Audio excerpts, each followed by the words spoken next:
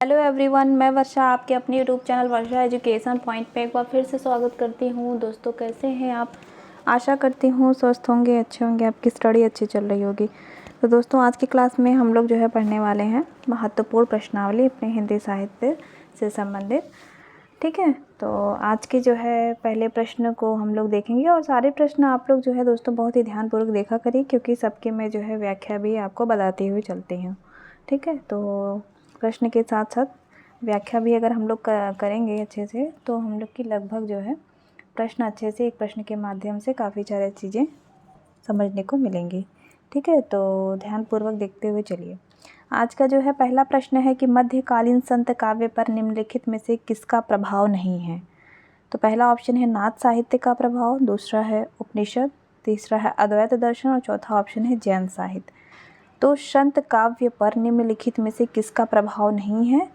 तो जैन साहित्य का जो है प्रभाव नहीं है। ठीक है, बाकी जो है नाथ साहित्य का प्रभाव, अद्वैत दर्शन का प्रभाव, उपनिषद का प्रभाव। ठीक है, प्रश्न जो है ऐसे भी पूछ सकता है कि निर्गुण ज्ञानाश्रयी सागर पर जो है किन किन मतों का प्रभाव पड़ा। तो देखिए, इतना तो आप लोग जानिए, नाथ साहित्य, उपनिषद और अद्वैत। ठीक, इसके अलावा भी जो है जो है सिद्ध का प्रभाव और जो है वैष्णव का प्रभाव और महाराष्ट्रीय संप्रदाय। महाराष्ट्रीय में भी 2 संप्रदाय। ठीक है, ध्यान से समझिएगा। महाराष्ट्रीय संप्रदाय में कौन कौन से? महानुभाव और वारकरी संप्रदाय। क्लियर? सूफी का भी है, अद्वैतवाद का भी है, विशिष्ट अद्वैतवाद। वैसे अगर आप लोग को ये अच्छी से देखनी होगी वीडियो, तो मेरी जो है प्लेलिस्ट में भक्ति काल का मैंने बनाया हुआ है, उसमें मैंने निर्गुण ज्ञानाश्रयी शाखा को अच्छे से बताया हुआ है। तो उसमें फ्रेमिंग के माध्यम से मैं बताई हूँ कि निर्गुण ज्ञानाश्रयी शाखा पर किन किन मतों का प्रभाव है। सिद्ध, नाथ, वैष्णव, सूफी, अद्वैत और विशिष्ट अद्वैतवाद। ठीक है, ये आप लोग जो है याद रखिएगा, और साथ ही साथ महाराष्ट्रीय संप्रदाय का भी। अगला प्रश्न है कि कबीर के परलोकवास होने पर उनकी गद्दी किसे मिली? कबीर के परलोकवास होने पर उनकी गद्दी जो है किसे मिली? तो देखते हैं। पहला ऑप्शन है रविदास को, दूसरा है धर्मदास को, तीसरा है दोस्तों गरीबदास को और चौथा ऑप्शन है मलूक दास को। ठीक है, तो जो है इसका जो है करेक्ट आंसर हो जाएगा धर्मदास को। धर्मदास कबीरदास जी के जो है प्रमुख शिष्य माने जाते हैं और इन्हीं को ही जो है उनकी गद्दी मिली थी। कबीरदास की गद्दी परलोकवास होने पर धर्मदास को मिली। और धर्मदास से आप लोग एक चीज़ याद रखिए कि इन्होंने जो है बीजक नाम से कबीर की वाणियों का संकलन किया। बीजक 3 हैं, साखी, सबद, रामायणी। साखी का अर्थ है साची, इसमें पूछता भी है साखी का अर्थ क्या है, छंद भी पूछेगा, तो दोहा छंद है। और भाषा अगर बात करें तो राजस्थानी, पंजाबी, मिली खड़ी बोली। दूसरा है शब्द, जिसका अर्थ है शब्द, और यह इसका छंद है गेपद। इसकी भाषा है ब्रज भाषा और पूर्वी बोली। और तीसरा है जो है बीजक में और रामायणी, जिसका अर्थ है रामायण। और छंद की बात करें तो चौपाई और दोहा। और भाषा ब्रज भाषा और पूर्वी बोली। ठीक है, तो ये आप लोग याद रखिएगा। अगला जो है प्रश्न है कि छायावाद को राष्ट्रीय जागरण की काव्यात्मक अभिव्यक्ति किसने कहा है? छायावाद को राष्ट्रीय काव्यात्मक अभिव्यक्ति किसने कहा है? तो पहला ऑप्शन है नामवर सिंह और दूसरा है नंदुलारे वाजपेयी और तीसरा है डॉक्टर नगेंद्र, चौथा ऑप्शन है रामस्वरूप चतुर्वेदी। तो इसका जो है दोस्तों करेक्ट आंसर हो जाएगा छायावाद को राष्ट्रीय जागरण की काव्यात्मक अभिव्यक्ति किसने कहा है? इसको जो है नामवर सिंह ने कहा है। ठीक है, बस एक पॉइंट याद रखिए कि काव्यात्मक अभिव्यक्ति। ठीक, नामवर सिंह ने कहा है छायावाद के मत में। और नंदुलारे वाजपेयी की बात करें तो इनका है मानव अथवा प्रकृति के सूक्ष्म किंतु व्यक्त सौंदर्य में आध्यात्मिक छाया का भान मेरे विचार से छायावाद की सर्वमान्य व्याख्या हो सकती है। तो ये नंदुलारे वाजपेयी जी का है। और डॉक्टर नगेंद्र की बात करें, इन्होंने कहा है कि छायावाद स्थूल के प्रति सूक्ष्म का विद्रोह है। ठीक है, नगेंद्र जी ने कहा है। फिर है रामस्वरूप चतुर्वेदी। रामस्वरूप चतुर्वेदी का मत है कि छायावाद मूलतः शक्ति काव्य है। तो इस प्रकार से जो है छायावाद की विभिन्न परिभाषाएं जो है विभिन्न लेखकों के द्वारा बताई गई हैं, तो आप लोग याद रखिएगा। अगला जो है प्रश्न है कि इनमें से कौन सा कवि नकेनवाद से जुड़ा है। इनमें से कौन सा कवि नकेनवाद से जुड़ा है। तो पहला ऑप्शन है केसरी कुमार, दूसरा है केदारनाथ सिंह, तीसरा है नरेश मेहता, चौथा ऑप्शन है केदारनाथ अग्रवाल। तो इसका करेक्ट आंसर हो जाएगा जो है कि नकेनवाद से कौन जुड़ा है, केसरी कुमार। ठीक है, वैसे तो जो है प्रपत्यवाद को नकेनवाद कहते हैं, ये आप लोग याद रखिए। प्रपत्यवाद आय या नकेनवाद एक ही है। ठीक है, और इनमें जो है बिहार के 3 कवि थे। कौन कौन से थे, नलिन विलोचन शर्मा, नलिन विलोचन शर्मा, फिर है जो है दूसरे केशरी कुमार, जो कि आप लोग देख रहे हैं ऑप्शन में है ये, और तीसरा है नरेश। ठीक है, नरेश।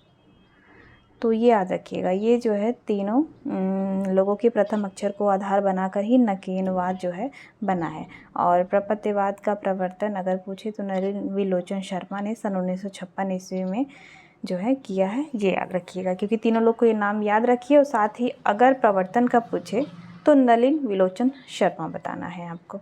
ठीक है, नकेनवाद में 3 कवि कौन कौन से हैं और कहाँ के थे, वह बिहार के थे, नलिन विलोचन शर्मा, केशरी कुमार और नरेश। अगला प्रश्न है कि निम्नलिखित कवियों को उनके काव्य संग्रहों के साथ सम्मिलित कीजिए। तो देखते हैं हम लोग। पहले हैं कवि नरेंद्र शर्मा जी। नरेंद्र शर्मा की जो है बात करें, इनका काव्य संग्रह है बड़ा ही प्रसिद्ध प्रवासी के गीत, जिसका प्रकाशन वर्ष 1938। फिर है नागार्जुन। नागार्जुन की जो है दोस्तों इनमें युग धारा हो जाएगी, जिसका प्रकाशन वर्ष है 1953। तीसरा है केदारनाथ अग्रवाल। केदारनाथ अग्रवाल का जो है काव्य संग्रह हो जाएगा फूल नहीं रंग बोलते हैं, इनका प्रकाशन वर्ष है 1965। और आप लोग मुझे कमेंट बॉक्स में बताइएगा केदारनाथ अग्रवाल प्रगतिवादी कवि हैं कि प्रयोगवादी।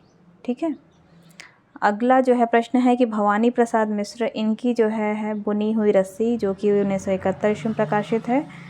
अब क्या बच गया हम लोग का, आत्मजयी। आत्मजयी तो इसके लेखक का ऑप्शन में दिया ही नहीं है, तो आप लोग याद रखिए इसका प्रकाशन वर्ष है 1965 और कुंवर नारायण जी इसके जो है लेखक हैं।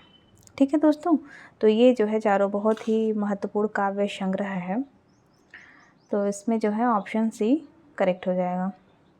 अगला प्रश्न है कि भूल गलती कविता के कवि हैं।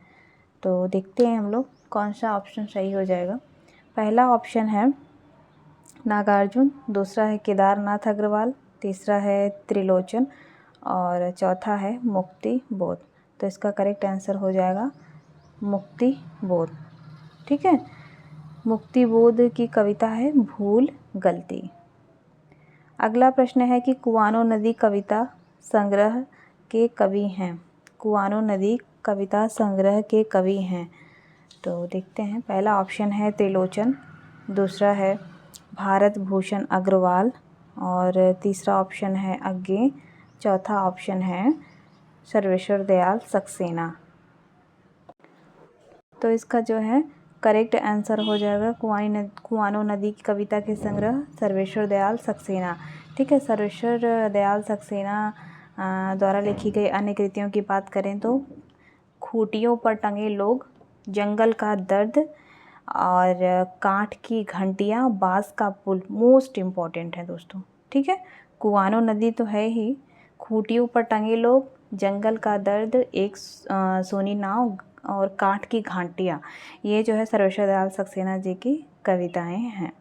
ठीक है, अगला जो है प्रश्न है कि निम्नलिखित नाटकों और उनके रचयिताओं के साथ संबंधित एक सही युग्म नहीं है। तो देखते हैं हम लोग। पहला ऑप्शन है अज्ञातवास, यह द्वारिका प्रसाद मिश्र जी का है, बिल्कुल सही है, यह नाटक है। ठीक है, और अगला है कामना। कामना भी नाटक जयशंकर प्रसाद गुप्त जी का है, ये भी सही है। तीसरा ऑप्शन है वरमाला। वरमाला के नाटककार हैं गोविंद वल्लभ पंत, बिल्कुल सही है। और करबला, करबला यह उदयशंकर भट्ट, यह करबला जो है उदयशंकर भट्ट जी का नहीं है, करबला प्रेमचंद्र जी का नाटक है और संग्राम भी प्रेमचंद्र जी का ही नाटक है, ये आप लोग याद रखिएगा। ठीक है, करबला जिसका प्रकाशन वर्ष 1928 है, 1928 ही है। अगला जो है प्रश्न है कि जैसे को तैसा नाटक के रचनाकार का नाम बताइए। पहला ऑप्शन है गोपाल गहमरी, दूसरा है भारतेंदु, तीसरा है जयशंकर प्रसाद, चौथा ऑप्शन है इनमें से कोई नहीं। तो जैसे को तैसा नाटक के रचनाकार हैं गोपाल राम गहमरी। ठीक है। अगला जो है प्रश्न है एकांकी में अन्विति अथवा संकलन त्रय के अंतर्गत काल स्थान के साथ किसके निर्वाह की गणना की जाती है। पहला ऑप्शन है पात्र की, दूसरा है कार्य, तीसरा है प्रकृति की और चौथा ऑप्शन है पताका। तो जो है इसका जो है करेक्ट आंसर हो जाएगा दोस्तों कार्य। ठीक है। पात्र, कार्य, प्रकृति, पताका में जो है एकांकी में अनुवृत्ति संकलन त्रय में काल स्थान के साथ जो है कार्य निर्वाह की गणना की जाती है। ठीक है, ये आप लोग याद रखिएगा। फिर अगला प्रश्न है कि भक्ति को रस रूप में प्रतिष्ठित करने वाले आचार्य हैं। भक्ति को रस रूप में प्रतिष्ठित करने वाले आचार्य कौन हैं। तो पहला ऑप्शन है मधुसूदन सरस्वती, दूसरा है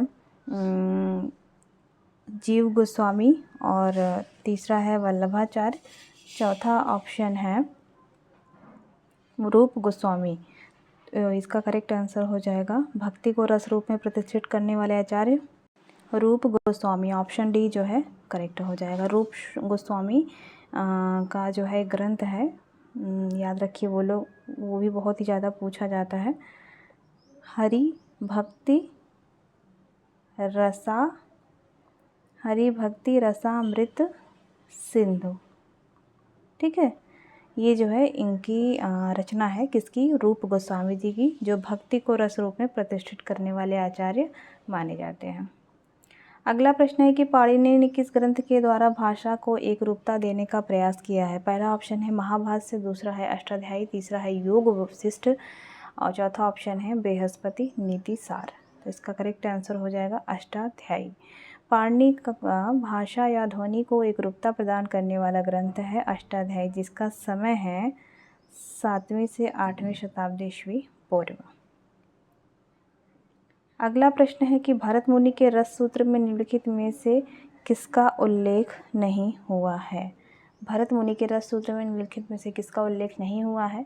पहला ऑप्शन है स्थायी भाव, दूसरा है विभाव, तीसरा है अनुभाव, चौथा ऑप्शन है व्यभिचारी भाव। तो इसका करेक्ट आंसर हो जाएगा ऑप्शन ए स्थायी भाव। ठीक है, भरत मुनि का रस सूत्र भी है विभावानुभाव व्यभिचारी संयोगाद्र निष्पत्ति।